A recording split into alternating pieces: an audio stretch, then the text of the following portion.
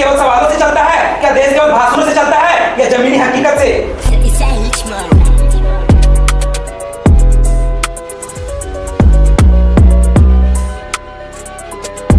लेकिन लोकतंत्र केवल चुनाव परिणाम नहीं है। लोकतंत्र का मतलब है सवाल पूछने की आजादी। मैं विपक्ष को ये याद दिलाना चाहती हूँ कि जब ये सत्ता में थे, आतंकवादियों को लव लेटर भेजा करते थे कि अगर सब कुछ ठीक है तो ये आंसू किसके हैं, ये डर किसका है, ये संघर्ष किसका है। हमें कश्मीर से लेके कन्याकुमारी तक महंगाई से दिक्कत है।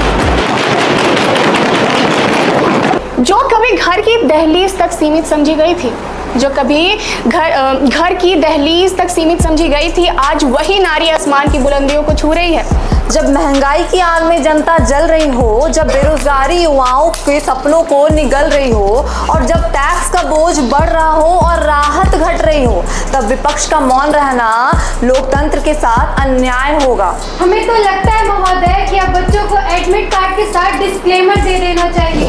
अगर सच बोलने से बहुत खराब होता है तो प्रॉब्लम सच में नहीं सरकार की सोच में। लोकतंत्र का मूल प्रश्न आज भी वही खड़ा है, क्या न्याय अदालत करेगी या बंदूक?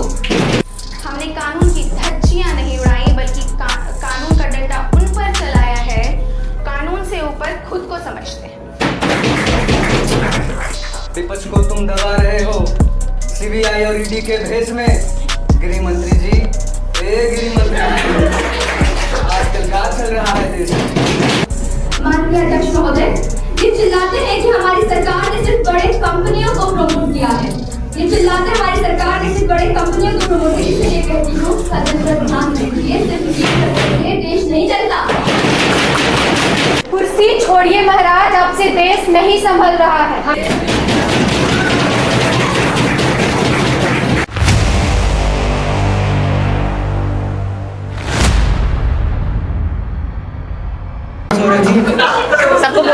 आइटम नंबर 123, खेल व युवा मंत्री माननीय कुसुम जी, कृपया सदन में सत्ता की तरफ से अपना पक्ष रखें।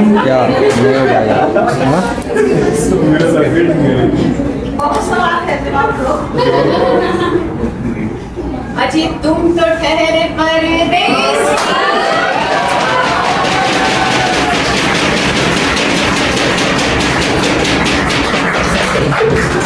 तुम तो ठहरे परदेसी, साथ क्या निभाओगे? पहली रेलगाड़ी से घर को लौट जाओगे। क्षमा चाहूंगी माननीय अध्यक्ष महोदय, पर आज हमारे सदन के सबसे प्रिय विपक्षी नेता सौरभ जी की कविता सुनकर लगा कि मैं सांसद में नहीं बल्कि किसी कवि सम्मेलन में बैठी।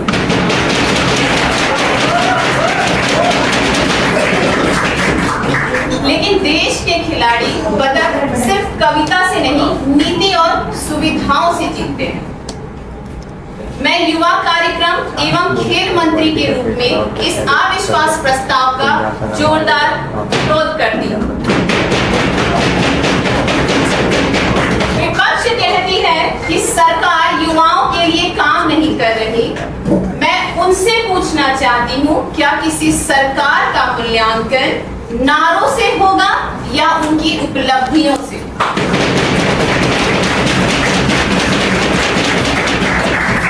इस भरी सभा में विपक्षी दल ने खेलों की उपेक्षा की है। मैं इस सदन के माध्यम से पूछना चाहती हूँ, क्या उपेक्षा उससे कहते हैं जहां गांव-गांव में आज खेल के अवसर पहुंच रहे हो, जहां खिलाड़ी आज विश्व मंच पर पहुंच रहे हो, जहां खेल आज राष्ट्रीय आंदोलन बनकर उतर रहा हो।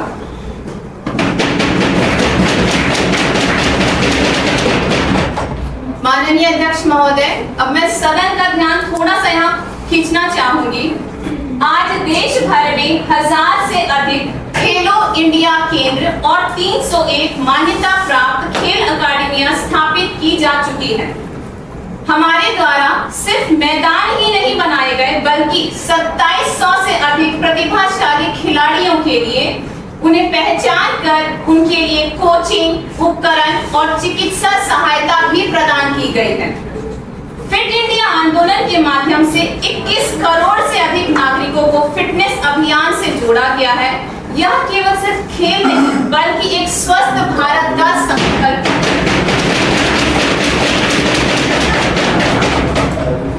विपक्ष पूछती है कि खिलाड़ियों को समर्थन नहीं मिलता। मैं उन्हें याद दिलाना चाहूंगी टारगेट ओलंपिक पोडियम स्कीम की, जिसके तहत खिलाड़ियों को वित्तीय सहायता, तकनीकी सहायता और अंतरराष्ट्रीय स्तर की सुविधाएं दी जा रही है हमारी सरकार द्वारा। हमारे खिलाड़ी ओलंपिक, पैरालंपिक और एशियाई खेलों में इतिहास रच रहे हैं। पैरा स्पोर्ट्स में भारत ने विश्व स्तर पर रिकॉर्ड प्रदर्शन करते हुए 208 पदक जीतकर दुनिया में अपनी ताकत दिखाई है।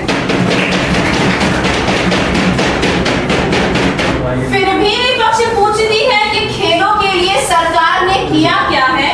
अरे जनाब, जिन्हें मिट्टी की खुशबू नहीं आती, उन्हें खिलाड़ियों के पसीने की कीमत की क्या समझ।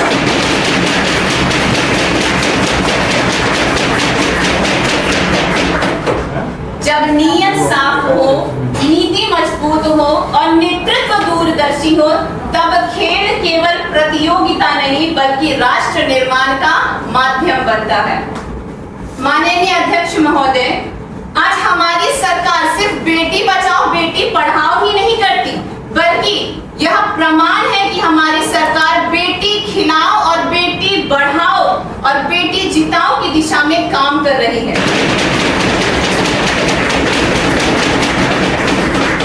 खेलो इंडिया महिला लीग के माध्यम से महिलाओं की भागीदारी में भी आज अभूतपूर्व वृद्धि देखी गई है। 20 से अधिक खेल विद्याओं में 1000 से ज्यादा प्रतियोगिताएं आयोजित की गई, जिनमें 1 लाख से अधिक महिला खिलाड़ियों ने भागीदारी लिया। विपक्ष पूछती है कि युवा बेरोजगार है, तो मैं बताना चाहूंगी आज माई भारत पोर्टल के माध्यम से लाखों युवा राष्ट्र निर्माण, पर्यावरण संरक्षण और सामाजिक सेवा से जुड़े हैं। नेहरू युवा केंद्र संगठन द्वारा 28,000 से अधिक युवाओं को कौशल और नेतृत्व प्रशिक्षण दिया गया है। लगता है कुसुम जी ने डेटा आपका भी जवाब मिलेगा।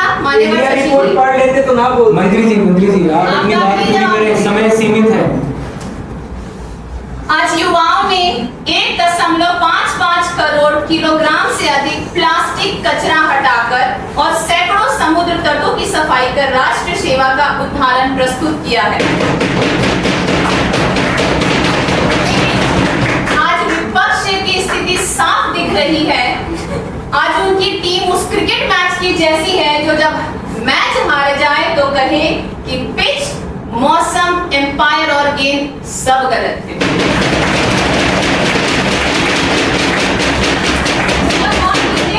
गौर कीजिएगा, जनता ने आपको विपक्ष में बिठाया है। जनता के फैसले पर अविश्वास प्रस्ताव आप ही ले आए। हम मानते हैं कि अविश्वास प्रस्ताव का अधिकार आपके पास है, लेकिन देश यह भी देख रहा है कि 140 करोड़ लोगों का विश्वास किसके साथ है।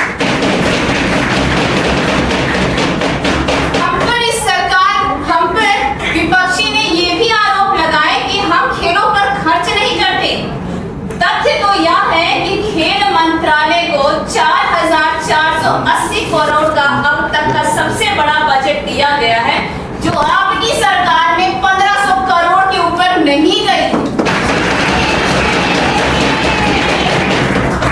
केवल खेलो इंडिया मिशन के लिए 1000 करोड़ का प्रावधान किया गया है, ताकि ग्रामीण और आदिवासी क्षेत्रों की प्रतिभाओं को अवसर मिल सके। साथ ही साथ 500 करोड़ खेल उपकरण निर्माण के लिए दिए गए, जिससे भारत खेल सामग्री के क्षेत्र में आत्मनिर्भर बनेगा। माननीय अध्यक्ष महोदय, विपक्ष के आंकड़े आज जैसा शशि जी ने और सौरभ जी ने बताया हमारे खेल मंत्रालय को लेकर के, ऐसा उनकी बातों को और फैक्ट्स को सुनकर लगता है कि विपक्ष आज बिना होमवर्क लिए बस बहस करने आई है।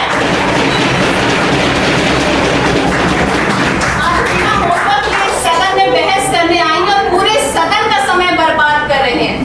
इनका भाषण सुनकर लग रहा है कि इन्होंने फाइलें नहीं, केवल व्हाट्सएप पे फॉरवर्ड मैसेजेस पढ़ के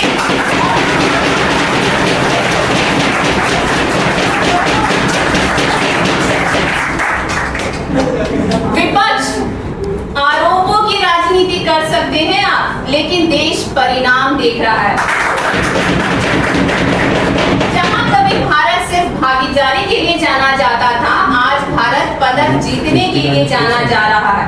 जहां कभी प्रतिभा संसाधनों की कमी से रुक जाती थी, आज सरकार उसे मंच, साधन और सम्मान दे रही है। इसलिए मैं पूरे विश्वास के साथ कहती हूँ कि हमारी सरकार खेलों की नहीं, खिलाड़ियों के सपनों की सरकार है। हमारी सरकार मैदान नहीं, भविष्य बना रही है। माननीय अध्यक्ष महोदय, एक समय था जब भारत अंतरराष्ट्रीय खेलों में सिर्फ भागीदारी के लिए जाना जाता था, लेकिन आज स्थिति यह है कि दुनिया भारत को मेजबानी सौंप रही है और भारत दुनिया को चुनौती दे रहा है। भारत को 2030 कॉमनवेल्थ खेल तथा 2028 विश्व इंडोर एथलेटिक्स चैंपियनशिप की मेजबानी का अधिकार मिला है। यह साफ दर्शाता है कि आज विश्व भारत को एक उभरती हुई खेल महाशक्ति के रूप में देख रहा है। फिर भी विपक्ष पूछता है कि किया क्या है? अरे हम कहते हैं कि जरा मैदान तो देखो।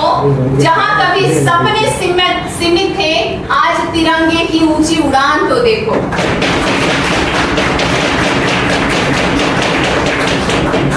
अगर आज आप विपक्ष के पास सवालों की फाइल है, तो हमारे पास भी उपलब्धियों की पूरी प्रोफाइल है। आप आंकड़ों में कमियां ढूंढते रह गए और हमारे खिलाड़ी दुनिया में तिरंगा गाड़ते रह गए। आप आज भी आलोचना में व्यस्त है और यहाँ भारत का हर एक युवा इतिहास रचने में मस्त है। आपकी सरकार ने उन्हें राष्ट्रीय मंच पर पहुंचाया। आप पूछते हैं मंदिर क्यों बना? मैं पूछती हूँ प्रतीक्षा और कितनी होती? सदियों की आस्था का सम्मान हुआ तो कुछ लोगों को बेचैनी और बिरसा की बात करते हैं आप, और बिरसा की बात करते हैं आप, जिन्होंने जल जंगल जमीन की लड़ाई लड़ी। आज उनके नाम पर विश्वविद्यालय है, संग्रहालय है, योजनाएं हैं खड़ी। राम ने कहा था कर्तव्य निभाओ, राम ने कहा था कर्तव्य निभाओ, बिरसा ने कहा था अन्याय से लड़ो। हम उसी पथ पर आगे बढ़ते हैं। देश को जोड़ो, देश को गढ़ो। न राम किसी दल की जागीर है, न बिरसा किसी विचार की सीमा है। वे भारत की आत्मा है और आत्मा पर किसी का एकाधिकार नहीं होता, और आत्मा पर किसी का एकाधिकार नहीं होता। आप कहते हैं हम नाम लेते हैं, हाँ लेते हैं नाम, क्योंकि हमें गर्व है। केवल नाम नहीं लेते, उनके सपनों की नीति को बदलने में कदम रखते हैं। हम राम को सम्मान देंगे, बिरसा को भी सम्मान देंगे, भारत के हर महापुरुष को राष्ट्र का अभिमान देंगे। और ये जो राम को राजनीति कहते हैं, जो राम की लोकप्रियता से डरे हैं, जो बिरसा का नाम सुनकर दिल मिलाते हैं, उन्हें सच का सामना करना होगा। और सच का सामना करना होगा। हम नाम नहीं बेचते साहब, हम विरासत को आगे बढ़ाते हैं। आप सवाल उठाते रहिए, हम भारत आगे बढ़ाते हैं। माननीय अध्यक्ष महोदय, भारत का भविष्य आरोपों से नहीं, प्रयासों से बनेगा। राजनीतिक चुनाव जिताती है, लेकिन राष्ट्र निर्माण सेवा से होती है। अध्यक्ष महोदय, मैं पहले तो नेता प्रतिपक्ष का धन्यवाद करना चाहूंगी, जिन्होंने देश के युवा अर्थव्यवस्था और विकास में कई महत्वपूर्ण सवाल उठाए हैं। एक लोकतंत्र में विपक्ष का अधिकार है सवाल उठाना और हमारा कर्तव्य है उसका जवाब देना। लेकिन कभी कभी लगता है कि ये देश को 2026 नहीं बल्कि 2014 के पहले वाले चश्मे से देख रहे हैं। जरा चश्मा उतारिए, तब दिखेगा भारत में विकास क्या हो रहा है। सिर्फ अंधेरा गिराने से सुबह नहीं रुक जाती, सूरज को रोकने की कोशिश में रात भी रुक जाती है। माननीय सदस्य ने कहा कि 1/3 युवा बेरोजगार है। अध्यक्ष महोदय, हम मानते हैं समस्या गंभीर है, पर देश को सच भी जानना होगा। देश को ये सच भी जानना होगा कि भारत आज विश्व की सबसे बड़ी युवा आबादी वाला देश है, और हमारे यहाँ प्रोग्राम्स जैसे कि स्टार्टअप इंडिया ने भारत को दुनिया का सबसे बड़े स्टार्टअप इकोसिस्टम में से एक में बदल दिया है, जिसमें कि जिनकी IIT मान्यता प्राप्त स्टार्टअप 2 लाख से अधिक है और 120 से अधिक यूनिकॉर्न्स भी शामिल हैं।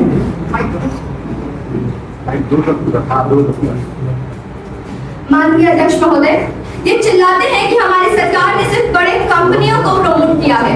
ये चिल्लाते हैं हमारी सरकार ने सिर्फ बड़े कंपनियों को प्रमोट किया। इसलिए कहती हूँ सदन पर ध्यान दीजिए, सिर्फ ये देश नहीं चलता। प्राइम मिनिस्टर विश्वकर्मा योजना ने पारंपरिक कारीगरों और शिल्पकारों को सशक्त बनाया है। इन्हें नहीं पता होगा, इनके समय में नहीं था। स्किल इंडिया प्रोग्राम, मुद्रा योजना, PLI स्कीम जैसे कार्यक्रमों के माध्यम से करोड़ों युवाओं को रोजगार, प्रशिक्षण और उद्यमिता के अवसर मिले हैं। अध्यक्ष महोदय, इन्होंने ये तो बताया कि 1/3 युवा बेरोजगार है, पर ये कौन बताएगा कि पीरियोडिक लेबर सर्वे फोर्स सर्वे के अनुसार बेरोजगारी केवल एक वर्ष में 7.5 से 6.5% पे गिर चुकी है। ये कौन बताएगा कि महंगाई दर पिछले वर्ष की तुलना में, जो कि 4.95% था, अब 60.48% है, जो कि पिछले 6 सालों में न्यूनतम है। आपको पता होगा, आपके समय में ऐसा नहीं हुआ। सर, विपक्ष को एक बात समझनी पड़ेगी कि भारत का जो आबादी है, हमारी जो जनसंख्या है और हमारे लिमिटेड रिसोर्सेज हैं, इसमें आप सबको सरकारी नौकरी नहीं दे सकते। क्या आपके समय में दे सकते थे? पॉसिबल था क्या? खैर, आपके समय में तो बहुत कुछ पॉसिबल नहीं था। हम अपनी तुलना आपसे सब नहीं रहे। हमें देश की जनता ने यहाँ विश्वास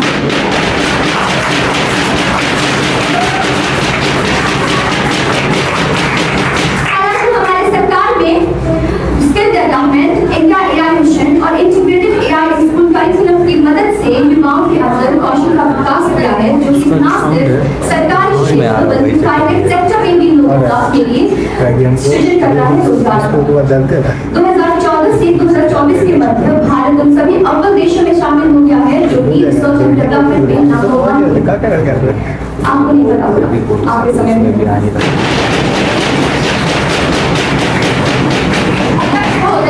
अध्यक्ष महोदय, नीति आयोग के डेटा के अनुसार भारत में विदेशी कंपनियों का आमदन 3 गुने रफ्तार से ज्यादा बढ़ गया है और ये सफल सिर्फ तब हुआ है जब भारत सरकार ने सिंगल विंडो कार्यक्रम के तहत इन्हें लाइसेंस प्रदान किया। आपको नहीं पता होगा, आपके समय में नहीं था।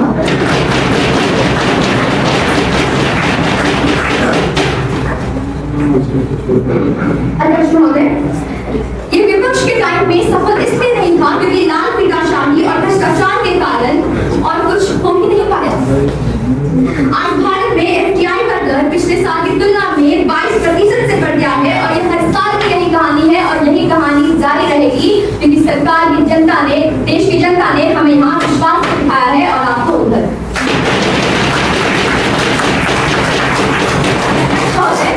अध्यक्ष और संसदगण, विपक्ष के अनुसार प्राइवेटाइजेशन का मतलब देश बेचना।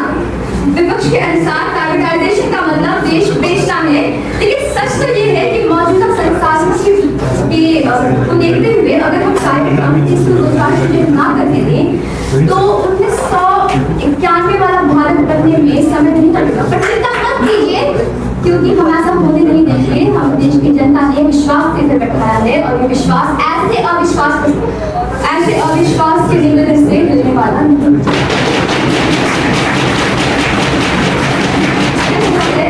एम्प्लॉयमेंट जनरेशन, इनके टाइम में प्राइवेट सेक्टर में सिर्फ 2.9 मिलियन थी, जो कि हमारी सरकार में 47.15 करोड़ से बढ़कर 64.33 करोड़ हो गई है, marking a net addition of 17.19 crore. ध्यान दीजिएगा, थोड़ा सदन की कार्यवाही पर ध्यान दिया होगा तो पता रहता कि यूनियन बजट 2026 में दिस इन्वेस्टमेंट 62.8% है ऑफ टोटल बजट।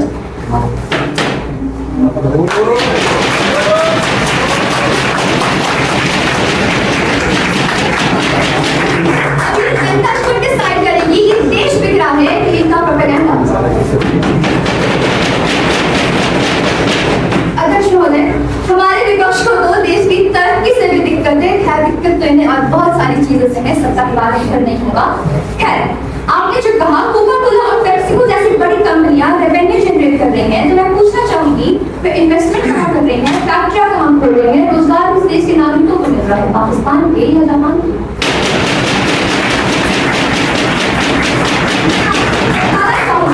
बताना चाहूंगी चाहूंगी कि फाइनेंशियल ईयर 2024-25 में 43,000 करोड़ का CSR जनरेट हुआ। आपको विश्वास नहीं होगा कि आपके समय में नहीं होगा।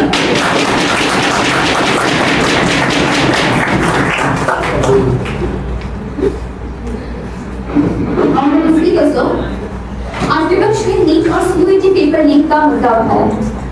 मैं इस सदन के माध्यम से देश के हर एक स्टूडेंट को यह आश्वासन देना चाहती हूँ कि उनकी मेहनत, उनके सपने और उनका भविष्य हमारे लिए सर्वोपरि है। हमारी सरकार में ये हुआ, हमें खेद है, पर ये हमारी नाकामयाबी नहीं बल्कि हम इसकी जिम्मेदारी लेते हैं और हम जिम्मेदारी से भाग नहीं रहे। जिम्मेदारी हम बखूबी निभाएंगे। हमने काम शुरू कर दिया है, जैसे हमने डिजिटल सिक्योरिटी और एन्क्रिप्शन को मजबूत किया है। टेक्नोलॉजी के माध्यम से पेपर मूवमेंट की ट्रैकिंग शुरू की गई है और आगे हम इसमें ब्लॉकचेन टेक्नोलॉजी को इंक्लूड करना चाहेंगे, जो संभव हो पाएगा सिर्फ हमारी सरकार में नेशनल ब्लॉकचेन फ्रेमवर्क की मदद से, जो कि नहीं पता होगा क्योंकि इतने समय में नहीं।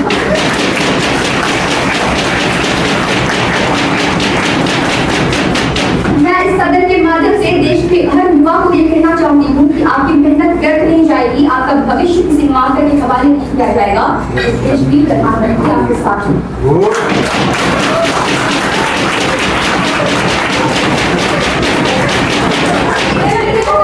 अध्यक्ष महोदय, ऑपोजिशन एशिया लैंड की बात कर रही हूँ। मैं पूछना चाहती हूँ कि भारत का 140 करोड़ जनता की कहानी कुछ नंबर्स में समेटा जा सकता है। क्या भारत की पोजीशन कुछ रैंकिंग से डिसाइड कर सकती है? जब हमारी सरकार ने 50 करोड़ से अधिक लोगों को नलकूप दी, जब करोड़ों घरों में बिजली पहुंचाई गई, जब घर घर जल मिशन से सभी घरों में जल पहुंचाया गया, तब आप कहां थे? शायद अगले चुनाव की तैयारी कर रहे होंगे, जो कि आपसे कभी सफल नहीं हो पा रहा।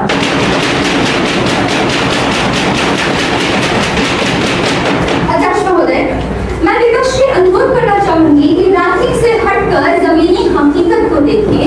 आज आयुष्मान भारत वर्ल्ड की सबसे बड़ी publicly funded health insurance scheme है। सबसे बड़ी, जी हाँ, सबसे बड़ी, नंबर 1। आपको विश्वास नहीं हो रहा होगा, आपके समय में पॉसिबल ही नहीं था। अगर डाइजेस्ट ना हो रहा हो तो डायबिटीज की गोली लेकर जाए।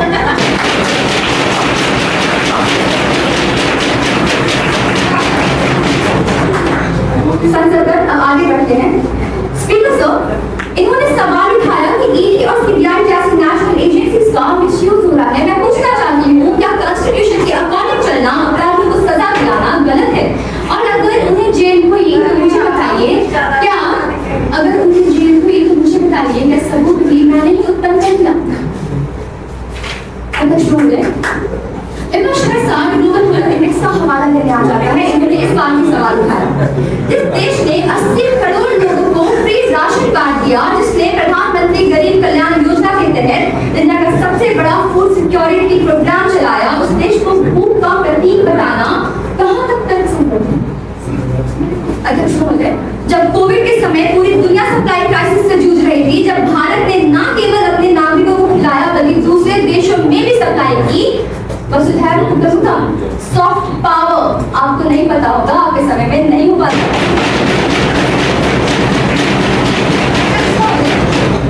अध्यक्ष महोदय, विपक्ष रैंकिंग की राजनीति करता है। हम राष्ट्र की राजनीति नहीं कर रहे बल्कि पोषण की नीति बना रहे हैं, policy making on ground level.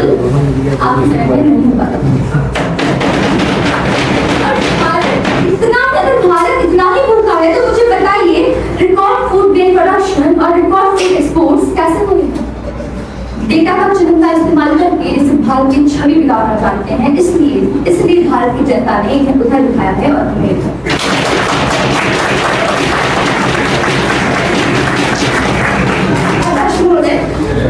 मैं उस भारत देश की प्रधानमंत्री हूँ जहाँ बेटी को देवी कहते हैं। मैं मानती हूँ कि कुछ असामाजिक तत्वों के कारण हमारे देश में बेटियों का शोषण हो रहा है। कल महिलाएं और बच्चे राजनीति करने के साधन बने हैं और मैं ऐसा बोली भी नहीं हूँ। महिलाएं और बच्चे राजनीति करने के साधन नहीं है। एक ओर नारी शक्ति के नारे हैं, दूसरी ओर आंसुओं के सहारे हैं। जब तक हर बेटी सुरक्षित ना हो तब तक विकास के दावे भी अधूरे हैं। मैं वादा करती हूँ, संकल्प सुनाती हूँ कि अन्याय के विरुद्ध अपना सिर उठाती हूँ, क्योंकि राष्ट्र तभी महान बनेगा जब हर महिला सम्मान से जी पाएगी। ये और किसी का नहीं, आपकी चुनी हुई इस बेटी प्रधानमंत्री का वादा है।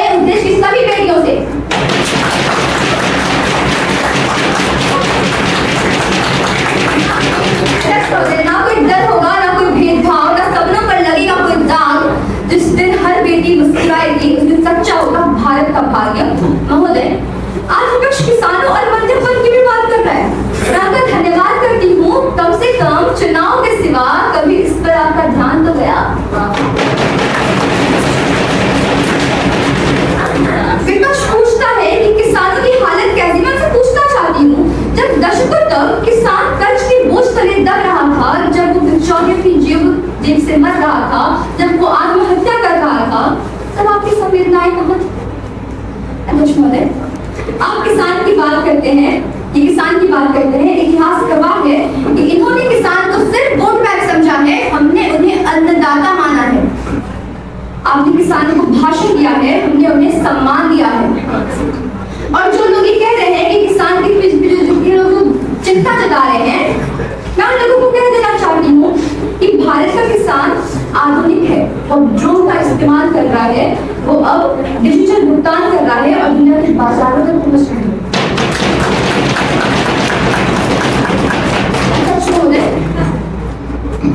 मध्यम वर्ग की बात भी हुई। विपक्ष कहता है कि मध्यम वर्ग परेशान है। हम मानते हैं मध्यम वर्ग हमारी रीढ़ है, और जो मध्यम वर्ग वही है जो सुबह सबसे पहले उठकर अपने बच्चों को पढ़ाता है, रोजगार पे जाता है, देश को आगे बढ़ाता है, और उस पर ध्यान हमारा बखूबी है। आपको खींचने की आवश्यकता नहीं।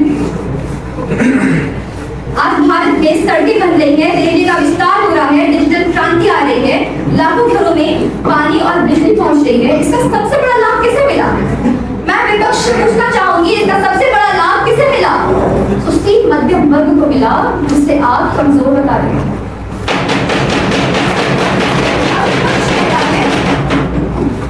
और विपक्ष कहता है सब कुछ खराब है। अगर सब कुछ खराब है तो भारत दुनिया की सबसे तेजी से बढ़ती हुई इकोनॉमी कैसे है? अगर सब कुछ खराब है तो इंडिया की वॉइस ग्लोबल लेवल पे तेज कैसे होती जा रही है? आपको सिर्फ खराबी देखनी आती है, कभी विकास मत देखिएगा और उधर ही बैठ रहिएगा।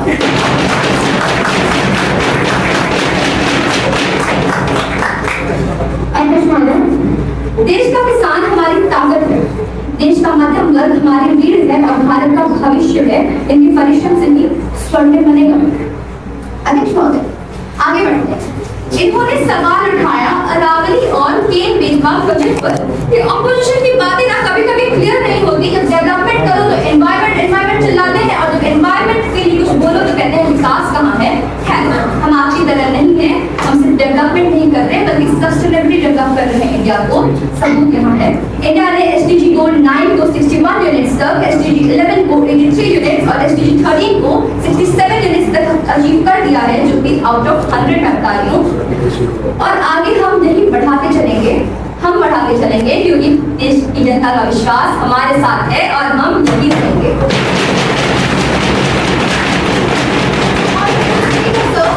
ऑनरेबल स्पीकर सर, ये सवाल उठाते हैं डेमोक्रेसी पर, मैं पूछना चाहती हूँ, अगर डेमोक्रेसी नहीं होती तो क्या आप आज सवाल उठा रहे होते? अगर डेमोक्रेसी नहीं होती तो क्या मैं प्रतिबद्ध होकर जवाब दे रही होती? अगर डेमोक्रेसी नहीं होती तो ये हर जुबान पर ताला होता, हर सोच पर ताला होता और हर किसी की सोच पर किसी ताकतवर का कब्जा होता।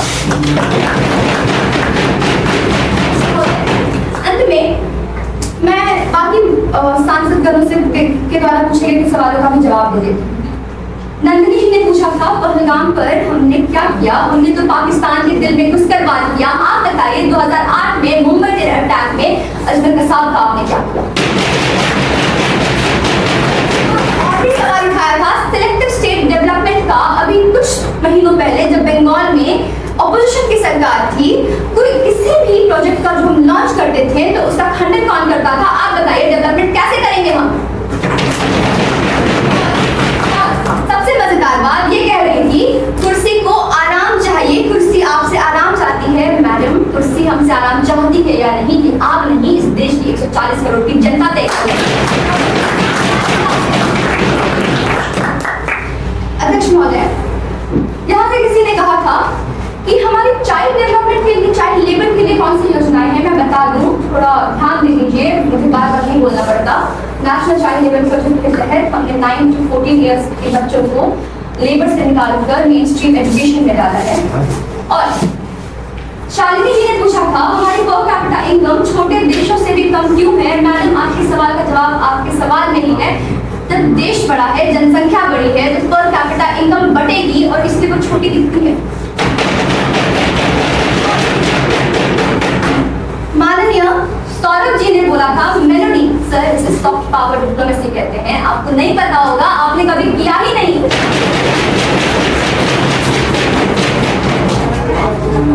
यहाँ से किसी ने पूछा था कि ऑरेंज कैपिटलाइजेशन।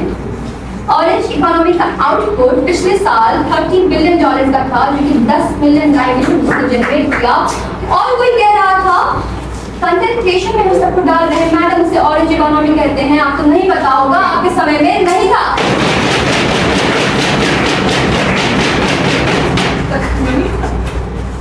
अध्यक्ष महोदय, मैं अपनी माननीय सदस्यगण में आज अपने वक्तव्य का समापन करना चाहूंगी।